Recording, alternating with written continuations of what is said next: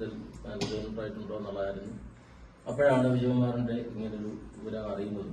ഉടൻ തന്നെ സംസ്ഥാന പ്രസിഡന്റ് വർക്കിംഗ് കമ്മിറ്റി വിളിക്കണമെന്ന് പറഞ്ഞ് അങ്ങനെ വർക്കിംഗ് കമ്മിറ്റി കൂടി നമ്മളൊരു തീരുമാനം ഉണ്ടായി. അടിയന്തരമായി വയനാടിന് ഒരു കൈത്താങ്ങ് എന്നുള്ള നിലയിൽ ഒരു ഫണ്ട് സമാഹരണം നടത്തി നമ്മളുടെ കുടുംബാംഗത്തെ സംരക്ഷിക്കുക എന്നുള്ള ആദ്യ ഘട്ട നടപടികളിലേക്ക് നമ്മൾ കടക്കുകയും അതിന്റെ സാക്ഷാത്കാരമാണ് ഇന്നിവിടെ നടക്കുന്നത്.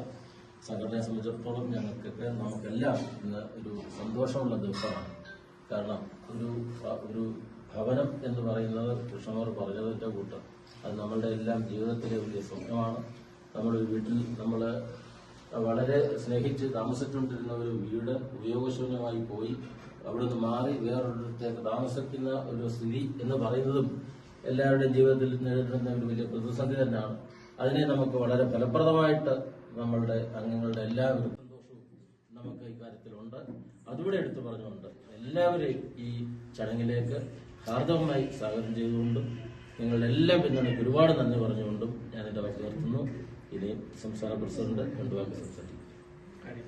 എന്തായാലും ഈ ഭവനത്തിൽ താമസിക്കുന്ന എല്ലാവർക്കും ദൈവാനുഗ്രഹം സമാധാനം ഉണ്ടാവട്ടെ എന്ന് ആശംസിച്ചുകൊണ്ട് ഇത് സ്വീകരിച്ച് വിജയകുമാറിന്റെ കുടുംബത്തിന് നൽകുകയാണ്. വളരെയധികം സന്തോഷമുണ്ട്. ഇനി ഇവിടെ ജീവിക്കുന്നവരൊക്കെ എല്ലാവർക്കും വളരെ ശാന്തിയും സമാധാനവും ദൈവം നൽകട്ടെ എന്ന് ആശംസിക്കുന്നു.